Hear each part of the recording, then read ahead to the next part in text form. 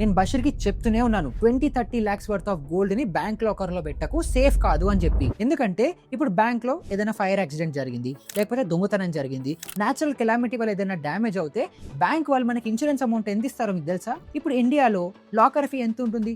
1500 to 2000 rupees ఉంటుంది. దానికి maximum 100 times అంటే 1.5 lakh 2 lakh ఇన్సూరెన్స్ అమౌంట్ మీకు ఇస్తారు. కానీ మీరు సేవ్ చేసుకున్న వాల్యూ ఎంత? 20-30 లక్షల వర్త్ ఆఫ్ జ్యువెలరీ పెట్టారు. ఇప్పుడు బషీర్కి అంత పెద్ద లాస్ వచ్చింది. సో బషీర్ ప్లేస్ లో నేనుండి గోల్డ్ ని సేవ్ చేసుకోవాలంటే ఏం చేస్తానంటే గోల్డ్ మీద ఓడి తీసుకుంటా. అంటే సో నా 20 lakhs వర్త్ ఆఫ్ గోల్డ్ ఏదైతే ఉందో అది బ్యాంక్ లో డిపాజిట్ చేస్తే బ్యాంక్ వాళ్ళు ఫస్ట్ నా గోల్డ్ ని సేఫ్ గా ఉంచుతారు. నేను ఎంతైతే డిపాజిట్ చేస్తున్నానో దాని మీద 100% ఇన్సూరెన్స్ అనేది నాకు ఇస్తారు. లాకర్ ఫీ ఉండదు, ఏ లేకుండా గోల్డ్ సేఫ్ గా ఉంటుంది.